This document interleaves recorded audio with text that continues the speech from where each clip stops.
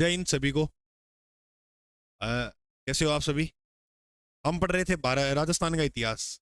और राजस्थान के इतिहास में हम प्राचीन सभ्यता, तो आप अकाल पढ़ी एक तो विराट और एक गणेश्वर। याद है दोनों। विराट सभ्यता राजस्थान के कौन से जिले में है? कोट पुतली बैरोड, वेरी गुड। चलो ये बताओ, गणेश्वर सभ्यता कहाँ है? कौन सी नदी किनारे? कांतली। अर्जुन की गंगा किस नदी को कहते हैं? अरे वाह। पिजक डूंगरी पहाड़ी का संबंध किस सभ्यता से है? पिजक डूंगरी पहाड़ी में क्या साक्ष्य मिले? Very good very good, Gautam Buddha का मंदिर मिला है। संस्कृति के साक्ष्य विराट में मिले। चलो एक प्रश्न बताओ आप मुझे, किचक नामक राक्षस का वध कहाँ किया गया था? अरे वाह, सारा याद है। तो फिर यहाँ बताओ थे। याद है याद है। आप मुझे ये बताओ फिर, पांडवों ने अपना ज्ञातवास कहाँ बिताया? पार यात्रा किस सभ्यताओं का? विराट को किसने कहा था? अवेन सांग, युवांग चुआंग। चलो तो फिर करा शुरू। तो देखो, टॉपिक था राजस्थान की प्राचीन सभ्यताएं। बढ़िया चल रहा है। और प्राचीन सभ्यताओं भाई, आज क्लास नंबर अपनी 3 है। प्राचीन सभ्यता की क्लास नंबर 3 है। कल कोशिश करते हैं ये टॉपिक कल खत्म हो जाएगा, कल की क्लास में। आज तो नहीं होगा, टॉपिक छोटा नहीं है, प्रश्न अच्छे आते हैं एग्जाम में इससे। आज हमारा जो रहेगा, मैंने शुरू में आपको 5 सभ्यताएं बताई थी इंपॉर्टेंट, जिसमें पहली कालीबंगा, दूसरी गणेश्वर और तीसरी विराट। 2 रह गई, एक आहड़ और एक बागोर। अब हम जो सबसे पहले बात करेंगे वो करेंगे आहड़ सभ्यता की। तो आप सभी साथी हेडिंग लगाओ, आहड़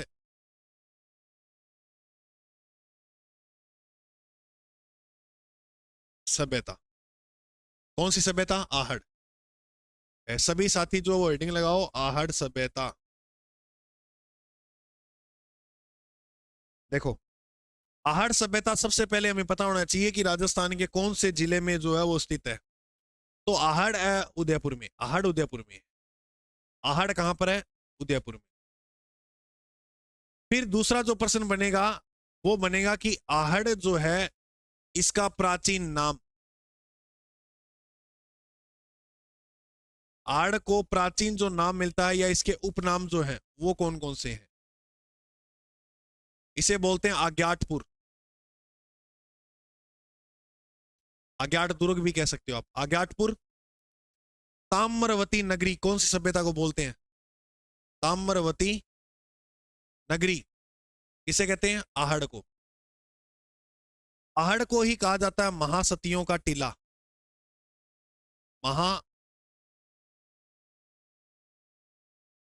महासतियों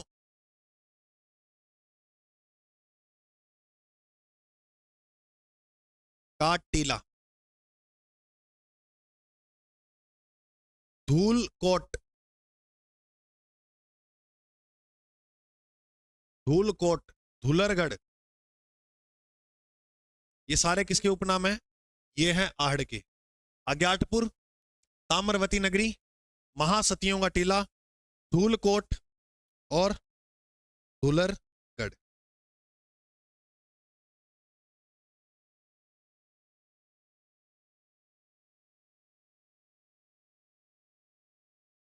अब आप कहोगे सर धूलकोट क्यों कहते हैं? क्योंकि यहाँ मिट्टी के बने हुए दुर्ग मिले थे, इसलिए सभ्यता को क्या बोलते हैं? धूलकोट। धुलरगढ़, धुलर यानी मिट्टी के दुर्ग मिले, जिस कारण इस सभ्यता को क्या बोलते हैं? बोलिए। धुलरगढ़ या धूल कोट। ठीक है। देखो मैं आपको एक बात बताता हूं। हम जितनी भी सभ्यताएं देखेंगे, वो सभी सभ्यता लगभग आपको देखने को मिलेगी कि सारी सभ्यताएं जो थी वो नगरीय थी। कैसी सभ्यता थी? जबकि आहड़ ग्रामीण सभ्यता है। जबकि आहड़ कैसी सभ्यता है? ग्रामीण सभ्यता। मोस्ट इंपोर्टेंट प्रश्न है, आहड़ कैसी सभ्यता है? ग्रामीण। आहड़ जो है वो ग्रामीण सभ्यता है, जबकि शेष जैसे कालीबंगा सभ्यता है तो वो कैसी सभ्यता थी? एक नगरीय सभ्यता थी। कैसी सभ्यता थी? नगरीय। अब हम बात करें इस सभ्यता की खोज को लेकर। एक तो आपको याद रखनी है इसकी खोज। और एक आपको इस सभ्यता का याद करना है, उत्खनन। तो उत्खनन करता थे वो कौन थे, और एक खोज करता। तो इस सभ्यता की जो खोज की थी वो अक्षय कीर्ति व्यास, एसी व्यास। बहुत बार एग्जाम में प्रश्न आए, यहां तक पटवारी भर्ती में प्रश्न आया, इसकी खोज किसने की थी, एसी व्यास, यानी बोले तो अक्षय कीर्ति व्यास। 1953 में जो खोज की वो किसने की, बोलो, अक्षय कीर्ति व्यास यानी एसी व्यास। मैं लिख देता हूं, अक्षय कीर्ति व्यास। तो बताओ, आहड़ सभ्यता का किस जिले में है, उदयपुर में। आहड़ सभ्यता कौन से जिले में है भाई, उदयपुर में। प्राचीन नाम आग्याटपुर, ताम्रवती नगरी, महासतियों का टीला, धूलकोट, धुलरगढ़, ये इसके उपनाम भी देखने को मिलते हैं। जबकि आहड़ सभ्यता जो है वो कैसी सभ्यता थी, ग्रामीण, और शेष सभ्यताएं कैसी है, नगरीय। खोज 1953 के अंदर एसी अग्रवाल यानी, सॉरी, एसी व्यास यानी अक्षय कीर्ति व्यास ने जो है वो इसकी खोज की। अब बात करते हैं उत्खनन। तो इसका उत्खनन आरसी अग्रवाल, अब मैंने कल आपको नाम बताया था, आरसी अग्रवाल की फुल फॉर्म क्या है, रतन चंद्र अग्रवाल। नंबर 2 पे याद रखना H D Sankalia, H D Sankalia. तो दूसरे उत्खननकर्ता कौन है, एच डी सांकलिया। और तीसरे उत्खननकर्ता की अगर हम बात करें तो वीएन मिश्र। तीसरे उत्खननकर्ता याद रखना, वीएन मिश्र। वीएन मिश्र ने 1961 में जो है वो प्रयास किया। तो कुल बात ये आती है कि उत्खनन इसका 1956 से लेकर 61 तक चला था। 1956 में इन आरसी अग्रवाल और उन्होंने किया, 61 में बीएन मिश्र। तो 1956 से 61 तक उत्खनन करता RC Agarwal, H D Sankalia और वीएन मिश्र। अब मेन बात जो आती है वो उदयपुर में, ये तो पता लग गया। खोज करता एसी, देखो ऐसे रखना, ए एन आर अपने हिंदी में आता है सबसे पहले, और ए फॉर एप्पल अपने इधर आता है सबसे पहले। तो ऐसे आहड़, और इंग्लिश में ए सी व्यास ने खोज की। सिंपल हो जाएगा ना यार। आहड़ की खोज किसने की, ए सी व्यास। उत्खनन करता देखो RC Agarwal, H D Sankalia और वीएन मिश्र। अब आहड़ सभ्यता की अगर मैं आपको बात बताऊं तो मैंने आपको शुरू में लिखाया था, यह आयड, आयड या पेड़च नदी के किनारे थी। कौन सी नदी के किनारे, अब ये सारी बिनास नदी के सहायक नदियां हैं।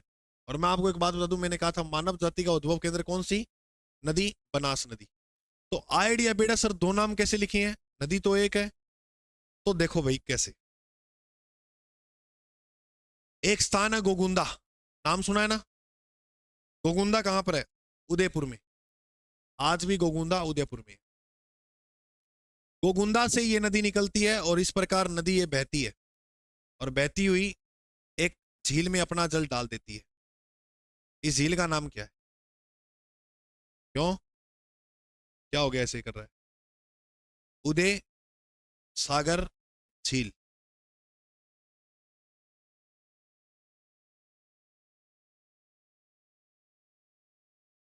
ये झील कौन सी है, उदय सागर। नदी कौन सी थी, गोगुंदा से जो नदी निकली वो थी आयड़ नदी। वैसे ये सभ्यता है तो यहां इस नदी किनारे, आयड़ नदी के किनारे, ठीक है। लेकिन ऐसे बताते हैं कि एक बार एग्जाम में जब प्रश्न आया था तो आयड़ नदी दिया ही नहीं ऑप्शन में। तो क्या दिया, तो दे दिया उसने बेड़च। अब बेड़च नाम कैसे पड़ा, तो देखो आयड़ नदी जब इस प्रकार यहां से बहती हुई आती है अपना जल लेकर, और फिर ये अपना जल डाल देती है किसके अंदर, उदय सागर झील। उदय सागर झील में पानी गिरता है और उसके बाद निकलती है, तब इसके यहाँ के जो लोग हैं वो इसको आयड़ नहीं बोलते। फिर ये इस प्रकार बहती हुई अपना जल जो है वो बिगोद नामक स्थान पे मांडलगढ़ में भीलवाड़ा में डाल देती है।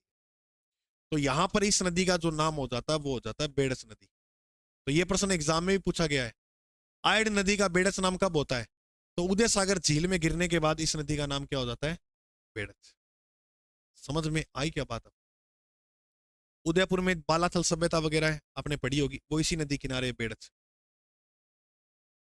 सॉरी बालाथल तो राजमंद।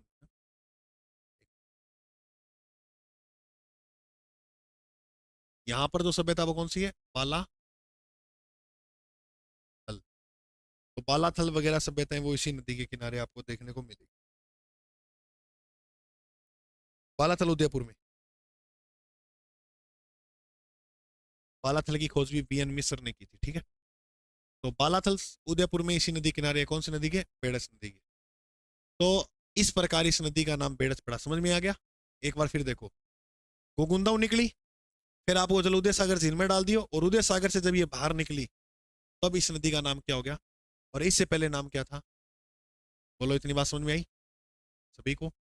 चले आगे।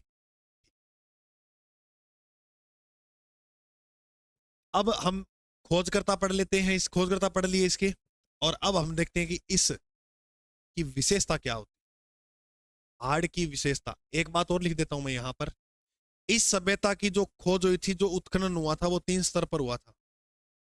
इसका उत्खनन कितने स्तर पे हुआ? 3 स्तर पर। और 3 स्तर पर जो उत्खनन हुआ उसमें क्या क्या मिले? तो लिखो प्रथम, लिखो द्वितीय, और लिखो तृतीय। इस सभ्यता का जो उत्खनन है वो कितने स्तर पर हुआ? 3 स्तर पर। प्रथम स्तर पर जो उत्खनन हुआ उस समय यहां पर जो उपकरण मिले, यानी 3 स्तर पे जो उत्खनन हुआ उस पे उपकरण क्या मिले, क्या क्या सामान मिले? तो प्रथम पर जो उपकरण हुआ था उसमें पत्थर के सामान मिले थे। किसके सामान मिले थे? पत्थर के। और दूसरी बार जो उत्खनन हुआ उस समय जो सामान मिले थे वो तांबे और कांसे के, तांबे व कांसे के। पहली बार सामान मिला वो पत्थर का, दूसरी बार उत्खनन में तांबा और कांसे का, और तीसरी बार जब इसका 3 स्तर पे उत्खनन हुआ है, तीसरी बार जो हुआ तो मृद भांड मिले। क्या मिले? मृद भांड। तो याद रखना, इसका जो उत्खनन हुआ था वह 3 स्तर पे हुआ था, 3 स्तर पे। कालीबंगा का 5 स्तर पे होता है, इसका 3 स्तर पे। क्वेश्चन इंपॉर्टेंट आ सकता है।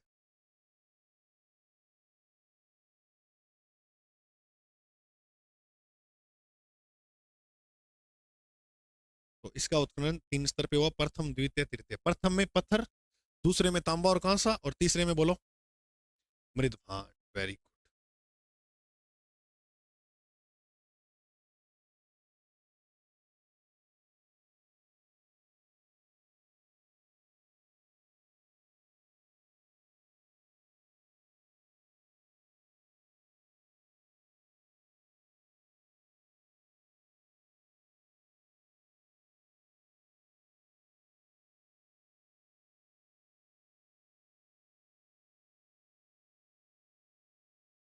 देख लिया? पढ़ो फिर नेक्स्ट। अब लिखो यहां की विशेषता क्या है इस सभ्यता की? कौन सी की? आहड़ की। आहड़ की विशेषता देखो भाई, आहड़ सभ्यता की क्या क्या विशेषता है? तो देखो भाई, यहां बताते हैं कि जो आहड़ सभ्यता है, अब इसमें पॉइंट लगा लगा के लिख लेना, अलग अलग इंपॉर्टेंट है। पहली विशेषता तो यही है कि यहाँ के लोग कहते हैं, और जब ये खोज किया तो ऐसे पता लगा यहाँ पर कि यह सभ्यता 8 बार उजड़ी थी और 8 बार बसी थी। 8 बार उजड़ी वह 8 बार बसी। वो सभ्यता कौन सी है?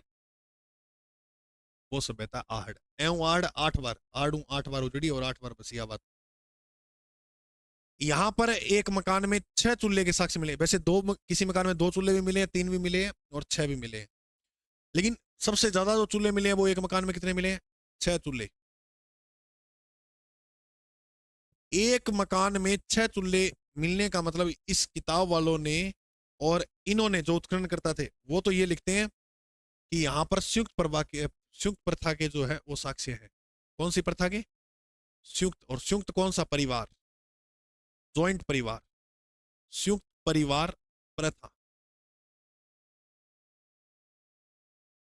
यहां से ये पता लगता है, यानी एक घर में 6 चूल्हे होने का मतलब क्या है?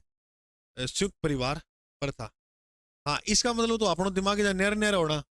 देखो, अपने घर में कोई लड़ाई हो तो आप बोला इको चूल्हो अलग करो, इको चूल्हा नारा नारा करो, बोले नहीं है बात। 6 चूल्हे होने का मतलब ये भी हो सकता है, लेकिन इन्होंने कहा कि यहाँ तो संयुक्त परिवार प्रथा थी, क्योंकि मतलब ऐसे देखो, ऐसे भी हो सकता है कोई लंगर वाला सिस्टम होता हो, इसपे सारे मतलब सामूहिक भोजन होता हो। ये भी हम आईडिया लगाना है, क्योंकि लिखा तो मिले ही नहीं। सामूहिक भोजन भी हो सकता है। अब लंगर में होगा या 3 3 4 4 चूल्हा, भी गोबर चाला रोटियां है को नहीं, और पहला कोई गैस घुस तो आ को नहीं, रोटी एक जने, तो 6 6 चूल्हे होते, हो सकता है वहां पर बनते होंगे। और आटा का चूल्हा भी देखा जी, आज वर्तमान का तंदूर देख लो, पी टाइप का चूल्हा। संयुक्त परिवार प्रथा जो मिलती है वो कहां पर मिलती है? आहड़ में। और ऐसे और मिलता है, यहां पर एक साक्ष्य है कि 6 चूल्हे तो हैं ही, लेकिन एक चूल्हा यहां पर ऐसा मिला है, एक चूल्हे पर मानव हथेली छाप के निशान मिले हैं।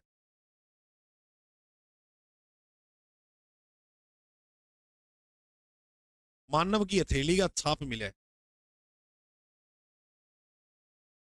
इसका मतलब, इसका मतलब है, पढ़ने कौन मेरे को जो ऐसा, तो ये क्या है कि मान लो कोई बिट्टू को बापू गुस्सा मायो ना करे और आते हैं बिट्टू को लाग्यो कुटने, तो बिट्टू की मम्मी हो सके चूल्हो लिपती हुए, और जब आप बिट्टू ना छुटान ना भागी तो यहाँ ये चूल्हा पात रखी गयो।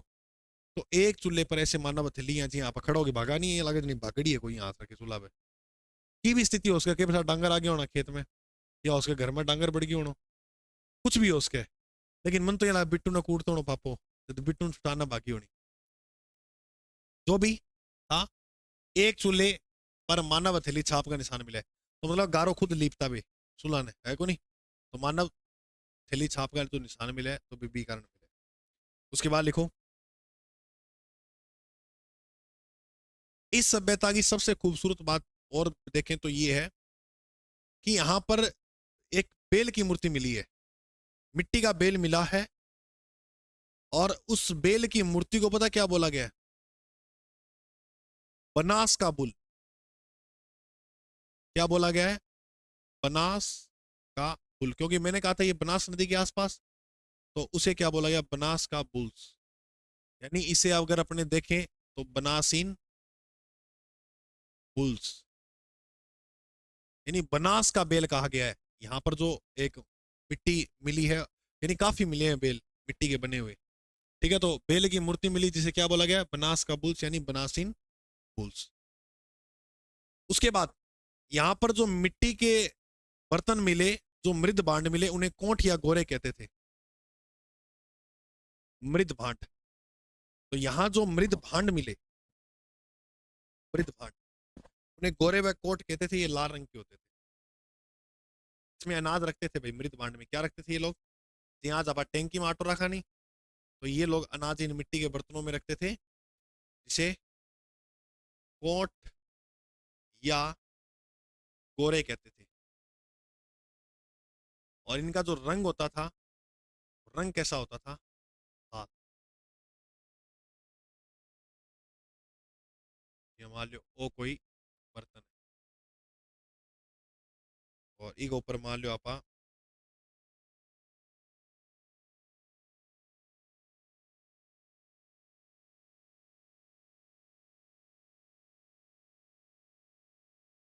ये लाल रंग कर दिया, तो कौन सा हो गया? लाल बर्तन, रेड पोट्री, वेरी। तो पोट्री टाइप में, हाँ, तो ये बर्तन हो। अब देखो आगे और, मृद भांड कोट या गोरे कहते थे। यहां पर जो शव को है, शव को आभूषण व कपड़ों के साथ गाड़ते थे, यानी इसका मतलब क्या है गुरुजी? अब ये प्रश्न ध्यान से सुनना, आभूषण व कपड़ों के साथ, तो कौन सी सभ्यता के लोग शव को आभूषण व कपड़ों के साथ गाड़ते थे? तो देखो भाई, बहुत सोचने समझने की बात है ये, सस्ती बात को नहीं है। तो गुरुजी सोचो फिर, आभूषण ने कैसा का कपड़ा मतलब सब ने गाड़ देना, तो ये लोग हो सकता है पुनर्जन्म पे विश्वास रखते हो कि अगला जन्म आओ आपका आभूषण लेके ही आवा सके, है को नहीं? या पुनर्जन्म में विश्वास रखते हो, या ये लोग ये मानते हो कि जिस, जैसे मान लो कि है ना आभूषण पहनने को शौक हुआ है, तो कि अभी हाथ में बिंटी वगैरह पहन के रखा है, गलों में चेन वगैरह रखते हैं, तो इस प्रकार का कईयों को शौक होता है, और कईयों को शौक हुआ तो बिगी चीज काट डेडी, फिर वो तंग करे बिना भूत बन के, तो उसके यही सोचता हुआ है कि भूत बन के तंग करोगे तो काट दिया। आज क्या हुआ है? ओरे दादा, अंगूठी तेरी बहुत सोहनी है दीदी, ओरे दादी, मरता ही डेनी और डेनी दी पहला, सारों पहलो काम हो वो वही हुआ है। घड़ी सोहनी है टाइटेनिक की, दादा का हाथ में तो बा, दादा घड़ी बड़ी सोहनी पहन रखी थी। और जगह दादा का कपड़ा ना पुराना फटा हुआ है, कौन जोड़िया ना कौन पे इतना बड़ा बड़ा साल था पुराना टाइम पे क्या होगा ना रे कपड़ा दे दो, दादा मांग ले वो कपड़ा। और कोई मानसो ही सो वो खटारा सो टुटड़ो सो, ना रे दादा को मानसो छोड़ियो, बेड पे सो तो वो तो कौन दियो थे, दादा तो बेड पे भी आते ही हो। तो आज समाज की एक सोच है आज का की। लेकिन बी टाइम ये लोग क्या करते हैं कि सबको आभूषण व कपड़ों के साथ गाड़ते थे। एक तो आप बात याद, ये इसकी विशेषता है, 8 बार उजड़ी 8 बार बसी, 6 चूल्हे मिले, एक चूल्हे में मानव हथेली छाप का निशान, बेल की मूर्ति से बनास का बुल, मृदभांड कोट या गोरे, सबको आभूषण और कपड़ों के साथ क्या करते थे, ये गाड़ते थे। यहाँ एक नर्तिका की मूर्ति मिली है, नर्तिका की मूर्ति, यहाँ पर एक नर्तिका की क्या मिली है भाई, मूर्ति खंडित हुई, जिसने कमर के नीचे लहंगा पहन रखा है, मतलब वो गाना है ना लहंगा ले दे सोनिया, ई पे ही गाइड है।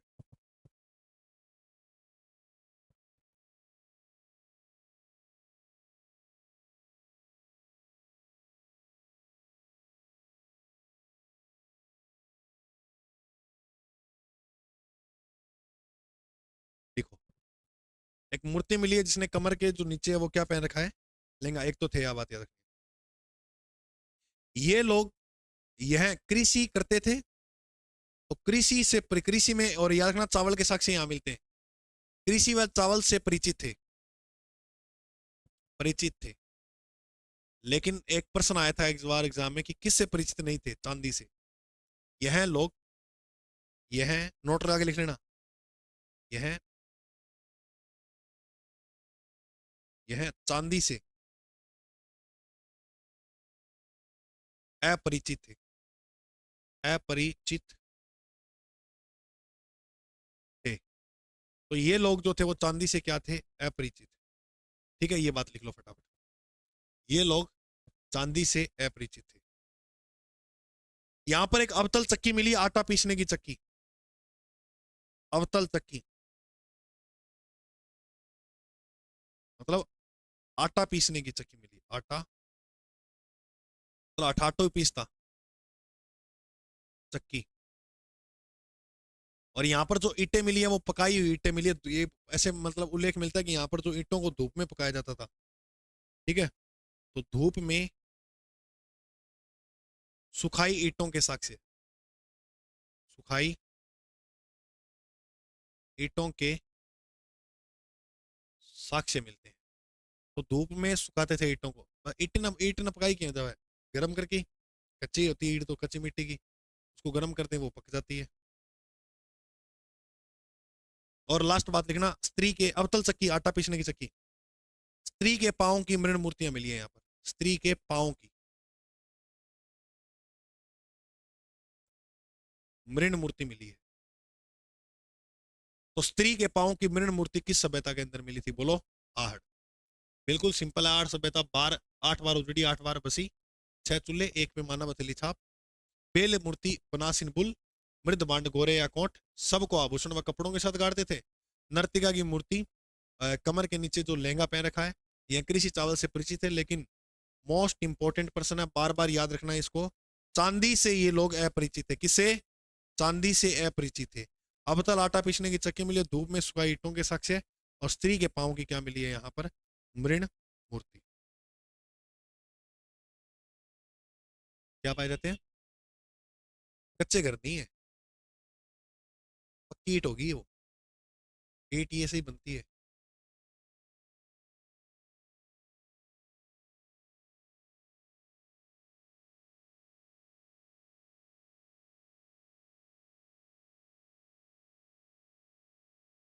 ये तो कौन दिखाऊं, बार बार बोलो रहे हो, एक बार पता नहीं लगा है, काल दिखा देगा तो।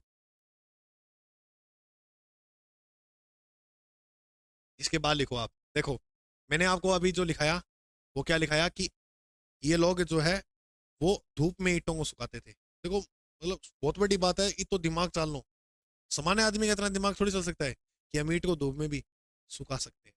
अब तो चल सास का, लेकिन वो चीज देखी हमने कहीं ना कहीं, एकदम जीरो लेवल से शुरू करना कोई चीज को, और वो भी अपने दिमाग से, तो बहुत बड़ी बात होती है, छोटी बात नहीं होती है।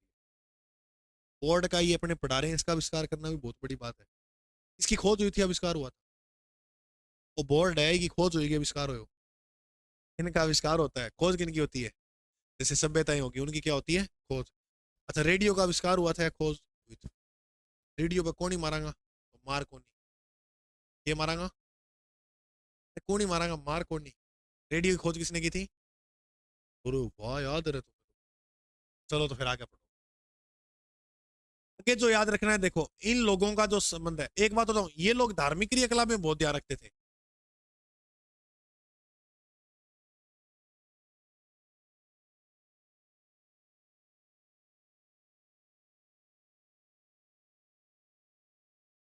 ये लोग किस में विश्वास करते थे?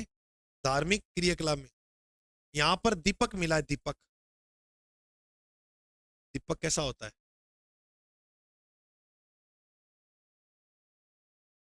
दीपक धूप के साक्ष्य मिले हैं यहाँ।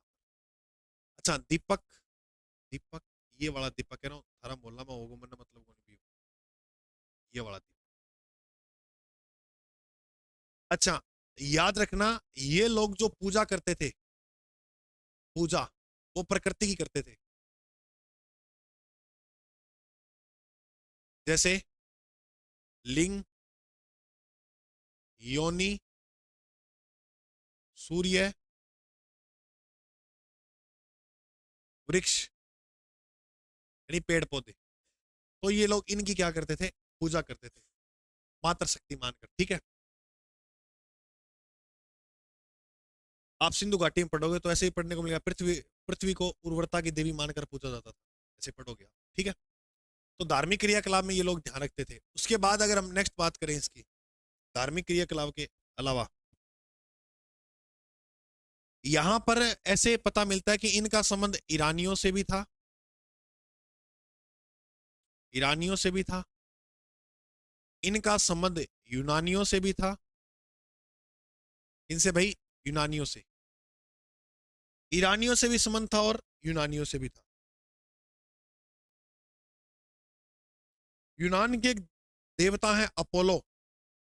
तो यहां पर एक मुद्रा मिली है। क्या मिली है? एक मुद्रा। और मुद्रा पर अपोलो देवता है। कौन से देवता है? अपोलो एक सूर्य को माना है, सूर्य भगवान, यानी सूरज को अपोलो, अपोलो मानते थे यूनान के लोग। तो मुद्रा पर अपोलो देवता का क्या मिला? बोलो सारे, अरे बोलो, अपोलो देवता का क्या मिला? चित्र मिला। और एक बताते हैं कि बिना हत्थे का, बिना एक हथर जल को पात्र हो नहीं, तो यहां पर बिना हत्थे का जल का पात्र मिला है। बिना हत्थे का जल पात्र, बिना हत्थे का यहां पर क्या मिला है? जल पात्र, जो ईरान के पास था। एक जल पात्र हो, एक बिना हाथों, अभी हाथों पकड़ना रहो, बिना हाथों बोले, तो बिना हत्थे का क्या मिला है? जल पात्र। और आप विशेषता में याद रखना, तांबा गलाने की भट्टी मिली है यहाँ।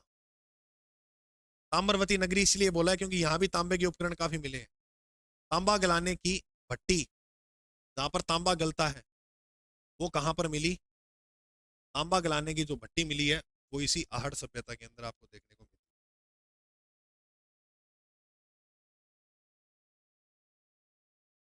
लास्ट बात लिखो, खत्म हो गई ये सभ्यता। यहां पर मिट्टी के बाट मिले हैं। क्या मिले हैं भाई? बाट। बाट हुआ नहीं, आधा किलो 1 किलो को, तो भी बाट मिले हैं। तो यहां पर ये लोग व्यापार भी करते थे। तो व्यापार भी आहड़वासी जो है वो करते थे। आहड़ एक ग्रामीण सभ्यता, ये मोस्ट इंपोर्टेंट है। मैं यहाँ इतना बड़ा लिख रहा हूँ, भूल मत जाना, इतना बड़ा लिख दे रहा हूँ, नगरीय मत कर देना। ये सभ्यता कैसी है? ग्रामीण। ठीक है, गलती से भी भूल मत जाना कि ये सभ्यता नगरीय है। ये सभ्यता पूरी की पूरी ग्रामीण। जल्दी लिख लो। फिर इसके बाद अपने एक प्यारी शानदार सभ्यता और पढ़ते हैं।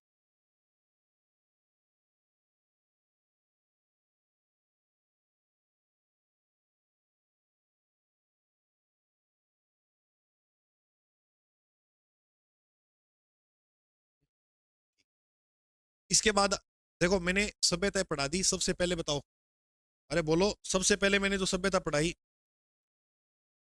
अरे वाह, सबसे पहले जो हमने सभ्यता पढ़ी वो पढ़ी कालीबंगा, जो आपको याद होगी। कालीबंगा पढ़ ली। कालीबंगा के बाद बताओ, मैंने आपको सभ्यता पढ़ाई गणेश्वर। गणेश्वर समझ में आई? गणेश्वर के बाद बताओ, हमने सभ्यता पढ़ी बेराट। बढ़िया, समझ में आई? अब लास्ट सभ्यता भी पढ़ी जो उसका नाम था आहड़। ये 4 सभ्यता मैंने आपको पढ़ा दी। अब एक सभ्यता और पढ़ेंगे अपने।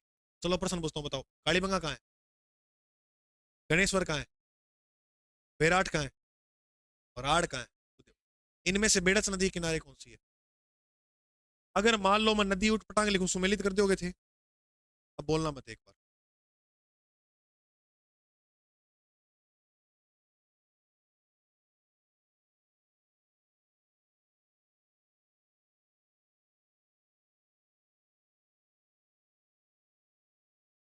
करना सुमेलित। एक को किसमें लेके जाऊं? कालीबंगा को किसमें? 3 में। ये लो, सही है। गणेश्वर को ये लो पहली में।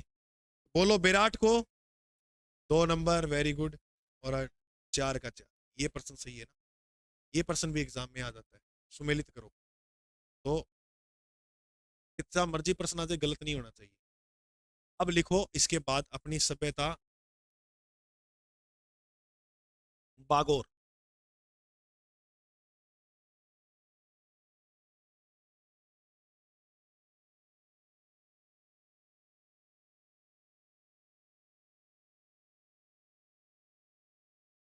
सभ्यता नंबर है 5, बागोर। तो देखो बागोर सभ्यता जो है वो राजस्थान के कौन से जिले में है? बागोर भीलवाड़ा में है। बागोर भीलवाड़ा में। किनारे कौन सी नदी के? कोठारी नदी के।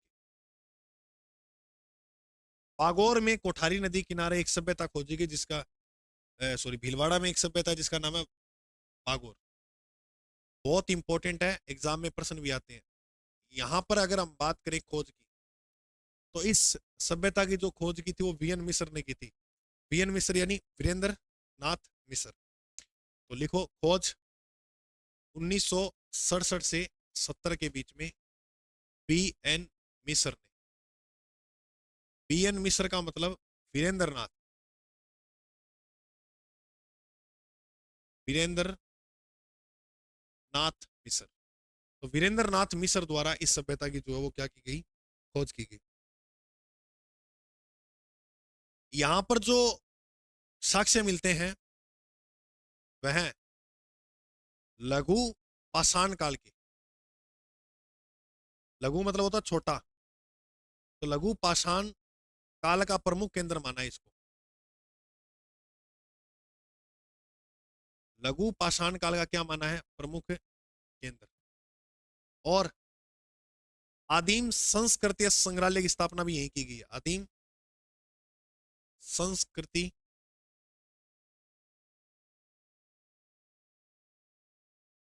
संग्रहालय की स्थापना कहां की गई है पूछे तो वह भी बागौर में की। समझ में आई? अब सुनो भाई बात ध्यान से। यहां की विशेषता क्या है? इस सभ्यता की जो विशेषता बनती है बेहतर, वो क्या है? तो राजस्थान के अंदर सबसे प्राचीन, अगर कहीं पशुपालन के साक्ष्य मिलते हैं, डांगरों के साक्ष्य मिलते हैं, तो वो कहां मिलते हैं? बागौर। पशुपालन की सर्वप्रथम जानकारी यही मिलती है।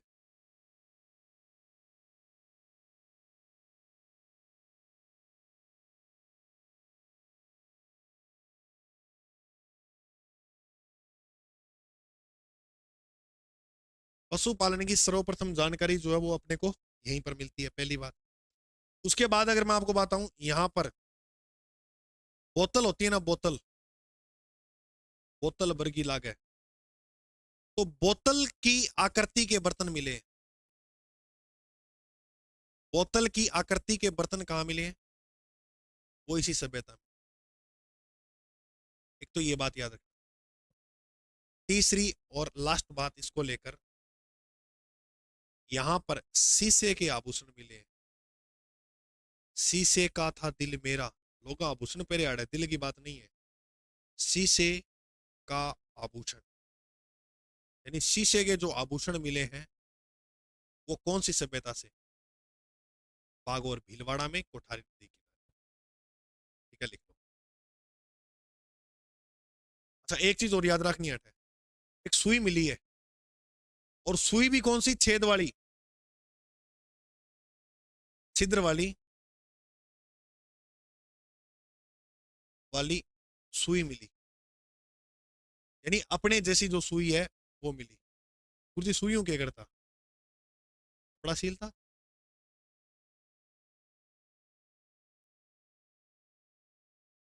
ये सुई है और ये छेद है। यार नहीं है बावड़ो, ये तूने तो वो बात कर दी। वो एक इंस्टाग्राम पे एक वीडियो बहुत तकड़ी चल रही है कि तुझे कौन सा विषय अच्छा लगता है, वो कहता है बैंगन। तो वो बात कर दी। तो ये सुई है, संग्रहालय में रखी हुई है ऐसे जच के। धागा नहीं मिला इसमें, धागा नहीं मिला, अगर तुम पोना चाहो तो पो दो।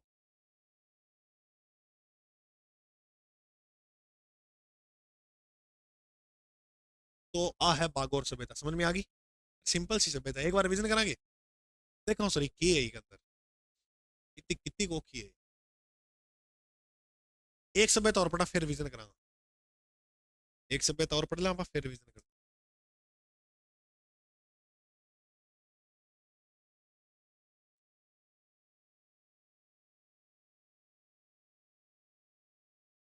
करें शुरू। एक सभ्यता और लिख लो तुम, बालाथल, बालाथल सभ्यता।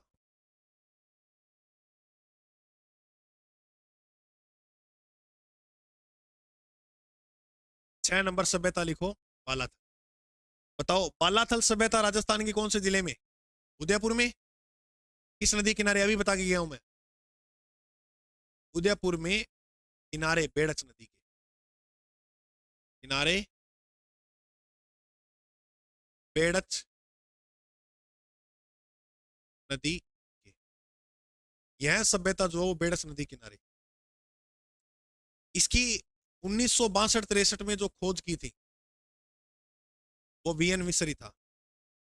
1962-63 में वीएन यानी वीरेंद्र नाथ मिसर, वीरेंद्र नाथ मिसर ने जो है वो उसकी क्या की थी, खोज।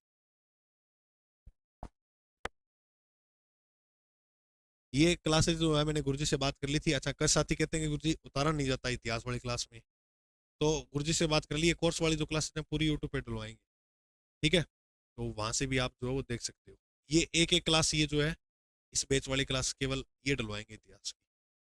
ठीक है, तो खोज 1962-63 में किसने की थी? वीएन मिसर ने। किसने की थी? वीएन। खुशी देखी थी यहाँ, आप राम देखा। ठीक है, तो 2 बार। तो वीएन मिसर ने जो है वह खोज करी। अब यहाँ की जो विशेषता है वो क्या है?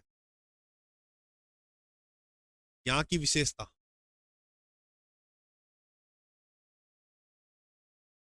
यहाँ पर एक मकान मिला है, सॉरी एक दुर्ग मिला है, उसमें 11 कमरे हैं। तो दुर्ग ही होगा, मकान तो क्या इसका? मतलब एक बड़ा दुर्ग मिला जिसके अंदर कितने कमरे थे? 11। 11 कमरों वाला दुर्ग। कोठी होती है ना बड़ी, उसमें नहीं होते 11 कमरे, तो ये दुर्ग ही घोषित करते हैं, या धर्मशाला होगी कोई। 11 कमरों वाला क्या मिला? दुर्ग मिला, पहली बात। दूसरी, सांड की मूर्ति मिली।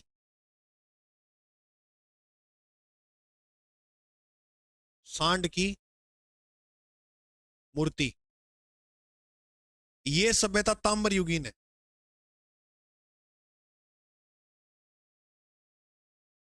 ताम्र मतलब यहाँ की जो उपक्रम मिले हैं वो किसके बने हुए मिले हैं? तांबा के बने हुए उपकरण मिले हैं। जैसे अगर अपने बात करें तो यहाँ पर कैंची मिली है, चाकू मिला है, तो तांबा के औजार मिले हैं ना। तांबा के क्या मिले हैं? औजार। औजार में बोले तो चाकू, कैंची। गुरुजी कैंची का मतलब तो फिर यहाँ कपड़ा वगैरह भी होगा। तो हाँ, लेकिन कपड़े को हाथ से बुनते थे, इंपॉर्टेंट बात है, देखो, हाथ से बुना कपड़ा।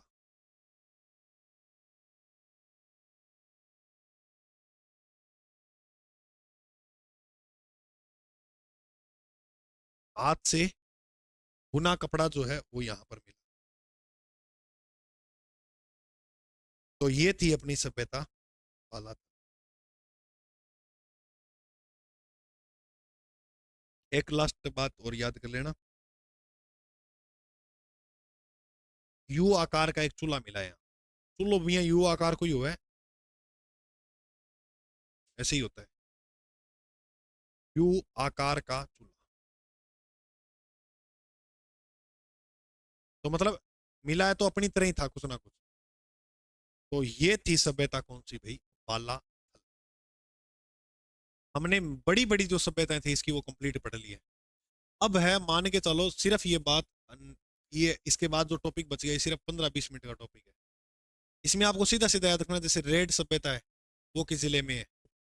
अगर हम बात करें गरदड़ा, वो कहाँ पर है। नौ है दर, सुनारी, इस प्रकार से वो कौन कौन से जिलों में, कुराड़ा वगैरह, बस उतना याद करना है, ठीक है। और उसकी अगर एक एक बात होगी, जैसे ईसवाल को औद्योगिक नगरी कहते हैं, तो वो भी उदयपुर के अंदर है, ईसवाल सभ्यता। तो बस एक एक पॉइंट वाली बातें पढ़नी है अब इसकी। तो अब इसको एक बार रिवीजन करते हैं आज की क्लास में जो पढ़ा। तो देखो बिल्कुल सिंपल है, कोई इतनी लंबी चौड़ी कहानी नहीं है इसके अंदर। आर्य सभ्यता उदयपुर में है। प्राचीन नाम आग्याटपुर, ताम्रवती नगरी, महासतियों का टीला, धूलकोट, धुलरगढ़, अज्ञात दुर्ग भी कह सकते हो। ग्रामीण सभ्यता थी ये। खोज A A C Vyas, Ratan Chandra Agarwal, H D Sankalia, V N Mishra ने इसका उत्खनन किया।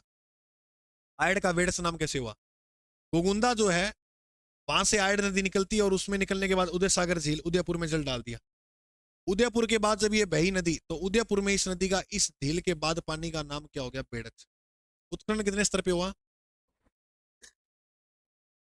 इसके प्रथम स्तर पे जो उत्खनन किया तो उसमें क्या मिले, पत्थर के। दूसरे में तांबे और कांसे के उपक्रम, और तीसरे में मृदभांड मिले। पहले में पत्थर, दूसरे में तांबा और कांसा, बोलो पहले में, दूसरे में, तीसरे में मृदभांड। पहले में पत्थर, दूसरे में कांसा तांबा और तीसरे में मृदभांड। देखो तांबा के साथ साथ यहाँ कांसा भी मिला है। तांबा गलाने की भट्टी कहाँ मिली है, आड़ में, याद रखना। तांबा गलाने के 99% उपक्रम कहाँ है, गणेश्वर। आहड़, आड़ की विशेषता, 8 बार बसी, 8 बार, 6 चूल्हा यानी संयुक्त परिवार पर था। एक चूल्हा पे किसके निशान है, मैडम का। मैडम बोलो, मैडम का, मैडम ही लिपे, वे थोड़ा लिपेगा चूल्हो, वे तो छपरो लिपेगा और की कौन लिपे। बेल की मूर्ति जिसे बनास का बुल, क्योंकि बनास नदी के आसपास बेल की मूर्ति में बनास का बुल। मृद भांड को क्या बोलते थे, कोठिया। वो पड़ जाए तो रखी के सिर में, पूरी इतिहास याद हो जाए उसको। सबको आभूषण कपड़ों के साथ गाड़ते थे। नर्तिका की मूर्ति कमर के नीचे लहंगा, पर उस समय की महिलाएं लहंगा पहनती, तुम आज की हो कौन पहनो, बी टाइम की लहंगा, क्या गुरुजी महंगा है, अरे बे देखो सरी कितना पुराना समय जीता तो ही। हाँ, तो सिर पर थोड़ी बांधेगी लहंगा ना बावड़ा। यह कृषि से परिचित थे और चावल से भी परिचित थे। तो चावल के साक्ष्य कहाँ मिले, चलो बताओ। कपास की सर्वप्रथम जानकारी कहाँ मिली है, कालीबंगा में। चांदी से लोग अपरिचित थे। अवतल चक्की मिली, आटा पीसने की चक्की मिली। अब आटा पीसने की चक्की पता किसे लगता है, अनाज का दाना खिंडा में मिला होना, तो अनुमान लगा लिया कि अवतल चक्की मिली है। धूप में सुखाई ईंटों के साक्ष्य, स्त्री के पांव की, पैरों की मृण मूर्तियां मिली है। धार्मिक क्रियाकलाप, दीपक धूप दाप करता है, कि दीपक मिला तो धूप दाप करता ही होगा। धार्मिक क्रियाकलाप वाले लोग कौन थे, आड़वासी। ईरानियों, बिना हत्थे का जल पात्र मिला, इसलिए हमने अनुमान लगाई इनका संबंध ईरानियों से था। यूनान, एक देवता मिला है मुद्रा पे, अपोलो। अब देखा मेरी बात सुनो, अपने सभ्यता लुप्त होगी और अपने यहाँ पर वो अशोक स्तंभ का चित्र मिलता है अपने सिक्कों पर, ठीक है। तो अशोक कहाँ का राजा था, भारत का। तो फिर अनुमान लगाएंगे ना ये कहाँ की मुद्रा होगी। तो वो अपोलो का जो चित्र मिला है वो यूनान का देवता है। तो ऐसे अनुमान लगाया कि हमने यहाँ यूनानी भी आए थे, कुछ भी व्यापार करने आ सकता है, कुछ घूमने आए होंगे, कैसे भी आ सकते हैं। तांबा गलाने की भट्टी मिली है, देखो कितनी बड़ी बात है। और बाट मिला, बाट यानी व्यापार, तकड़ी बटो। ये मैंने प्रश्न बताया था आपको। और उसके बाद बागौर भीलवाड़ा में किनारे कोठारी नदी के खोज 1967 बीएन मिश्र ने। लघु पाषाण काल का प्रमुख केंद्र था और आदिम संस्कृति, आदिम को मतलब पुराणों, आदिम संस्कृति संग्रहालय की स्थापना यहीं की गई है। विशेषता, पशुपालन की सर्वप्रथम जानकारी यहाँ मिलती है। बोतल की आकृति के बर्तन मिलते हैं, शीशे के आभूषण और एक सुई मिली है और उसमें छेद है सुई में। बालाथल सभ्यता उदयपुर में बेड़स नदी किनारे खोज 62-63 में बीएन मिश्र ने। विशेषता, 11 कमरों का क्या मिला है, दुर्ग। सांड की मूर्ति, ताम्र युगीन सभ्यता यानी तांबे के औजार मिले, चाकू कैंची जैसे। हाथी से बुना, हाथ से बुना कपड़ा और यू आकार का क्या मिला है, चूल्हा। कैसी लगी क्लास, सच्ची पसंद आ रही है क्या? दिल से लाइक करना। ठीक है, जय हिंद, मिलते हैं।